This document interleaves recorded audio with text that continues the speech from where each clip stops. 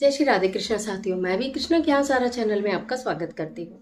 आज बात कर लेते हैं मार्गशीर्ष माह की, आज बात कर लेते हैं अगन माह की, आज बात कर लें जबरदस्त वाले उस महीने की और इतना खूबसूरत महीने की जिसमें कि कार्य करने से या भगवान श्री हरि कृष्ण की पूजा करने से आपके जीवन के समस्त कष्ट, संकट और दोष दूर हो जाते हैं। आज के वीडियो में यही जानकारी लेकर मैं आपके बीच में कि इस पूरे महीने में हम क्या करें और क्या भूल कर भी ना करें, किस चीज से पूजा करें, किस प्रकार हम किस चीज का दान करें कि हमारे सारे काम बन जाए। ये मार्गशीर्ष का जो अगन का महिमा है महत्वपूर्ण इसलिए भी है। कहा जाता है कि इस दिन गीता का उद्गम हुआ था। इस दिन ठाकुर बांके बिहारी जी वृंदावन में प्रकट हुए थे। इस दिन ये जो अगन का महीना है, इस महीने के अंदर गीता का पाठ सुनाया जाता है या कहा जाता है। अगर आप इस अगन के महीने में व्रत ना करें कोई बात नहीं, इस महीने के रविवार और गुरुवार सबसे ज्यादा महत्वपूर्ण 2 दिन बताए गए हैं। जिसकी नौकरी में परेशानी आ रही हो, व्यवसाय में परेशानी आ रही हो, कोई कंपटीशन क्रैक ना हो रहा हो, विदेश जाने की इच्छा पूरी नहीं हो रही हो, वीजा नहीं लग रहा हो, वो अगन के महीने में रविवार के दिन पूजा करे या व्रत रखे, सूर्यदेव भगवान की आराधना करे, उसकी इच्छा पूरी होती है। भगवान श्री हरि कृष्ण की पूजा इस बार कैसे करें? भगवान श्री कृष्ण की पूजा करने के लिए इस महीने गोपी चंदन, आपने असंख्य बार भगवान श्री कृष्ण का गोपी चंद भी नाम सुना होगा। गोपी चंद तो यानी कि गोपियों के चांद तो वो है ही, लेकिन एक चंदन आता है जिसे हम गोपी चंदन, चंदन ही गोपी चंदन के नाम से आता है। उस चंदन का जितना भगवान श्री हरि विष्णु की और कृष्ण जी की पूजा में हम इस्तेमाल करें, प्रयोग करें, उतना ही ज्यादा, जितना उनको हम गोपी चंदन लगाते हैं और फिर उसके बाद उसको छुड़ाते हैं, उतना ज्यादा हमारे जीवन की परेशानियों से हमें छुटकारा मिलता चला जाता है। इसके साथ साथ शंख से भगवान श्री हरि विष्णु का अभिषेक करने की भी प्रथा है। कहा जाता है इस अगन या मार्गशीर्ष माह के महीने में शंख में जल भरकर ही भगवान श्री हरि विष्णु को आप प्रतिदिन अर्पित करें।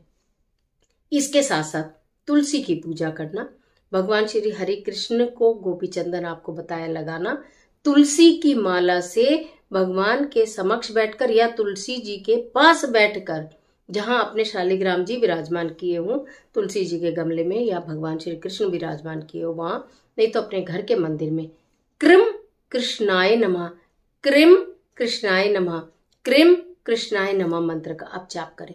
प्रतिदिन एक माला का मतलब 108 मोती जिस माला में हो, 108 बार इस मंत्र का जाप करने से आपके जीवन के समस्त पाप, कष्ट, दोष दूर हो जाते हैं।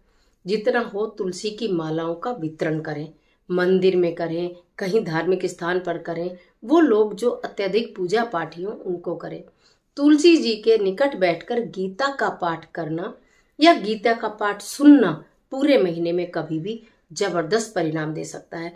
आपको मानसिक रूप से मजबूत कर सकता है, शारीरिक रूप से मजबूत कर सकता है, आर्थिक रूप से मजबूत कर सकता है। गीता के गुटके आते हैं, छोटी छोटी पुस्तकें आती है गीता की, उनका वितरण करो। किसी पंडित को तुलसी की माला और गीता का गुटका पीले कपड़े में लपेट कर आप थोड़ी सी तुलसी की पत्तियां रखकर या तुलसी की मंजरी रखकर यदि आप भेंट कर देते हैं किसी भी दिन, गुरुवार को करें तो मैं बस आपको क्या ही बोलूं, आपका तो बेड़ा ही पार हो जाएगा। लेकिन अगर गुरुवार को भी ना कर पाए, किसी भी वार को करें, पूरा 1 महीना आपके पास है, किसी भी दिन कर लेना। और अन्य लोगों को भी आप जो पढ़ना चाहते हो उनको, जो नहीं पढ़ना चाहता है तो अपमान होगा उस ग्रंथ का, उन्हें नहीं, जो पढ़ना चाहते हैं उनको आप भेंट करिए।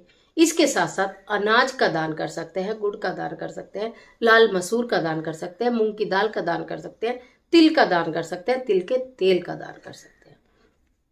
इन वस्तुओं का दान यथासंभव, यथाशक्ति, यथा भक्ति, यथा इच्छा, जरूरी नहीं है कि भी आपको सारी चीजें दान करनी है या बहुत सारी क्वांटिटी में करनी है, थोड़ी करिए लेकिन कर दीजिएगा जरूर। ये बहुत महत्वपूर्ण महीना है। इस महीने में आपको एक अद्भुत कार्य भी करना है। तुलसी जी की पूजा आप अपने घर में करेंगे, घर के मंदिर में करेंगे। एक नियम धारण करिए कि मैं 11 दिन, 21 दिन या पूरे महीने, महिलाएं पूरे महीने का नियम धारण अक्सर नहीं कर पाती हैं क्योंकि पीरियड का चक्कर होता है, तो आप 11 दिन का भी नियम धारण कर सकते हैं। आंवले के वृक्ष, आंवले का जो छोटा पेड़ चाहे आपने अपने घर में लगाया हो या केले का आपने अपने घर में लगाया हो या दोनों, आंवला और केला दोनों, या आंवला या केला एक, आप उनके नीचे घी का दिया जलाएं और गोपी चंदन दोनों पर लगाएं। आंवले के पेड़ पर भी और केले के पेड़ पर गोपी चंदन लगाएं। वहां से उस चंदन की जो उंगली होगी वहां की मिट्टी लेकर उसको अपने मस्तक पर लगाएं। यानी चंदन के साथ उस दिव्य वृक्ष की मिट्टी आपके मस्तक पर अगर लगती है तो आपका भाग्य चमक जाता है। इतना महत्वपूर्ण है ये मार्गशीर्ष माह। जो मैंने आपको चीजें बताई हैं बिल्कुल साधारण है, कोई आपका खर्चा नहीं लगना, कहीं आपको बाहर नहीं जाना। अगर ये दिव्य वृक्ष आपके घर के आसपास ना हो तो आपको मंदिर जाना है। जितनी भी तुलसी की माला का वितरण करें, गीता की पुस्तकों का वितरण करें, जो मैंने खाने की वस्तुएं बताई हैं, खासतौर से अनाज का वितरण इस महीने में महत्वपूर्ण माना जाता है। इसीलिए कहते हैं इस महीने में मूंग की दाल की खिचड़ी का खाना और खिचड़ी का वितरण करना बहुत महत्वपूर्ण है। तो आपको अनाज का भी दान करना है, जो मैंने बताया उस तरह से कर लीजिए। पूजा किस प्रकार करनी है वो कर लीजिए।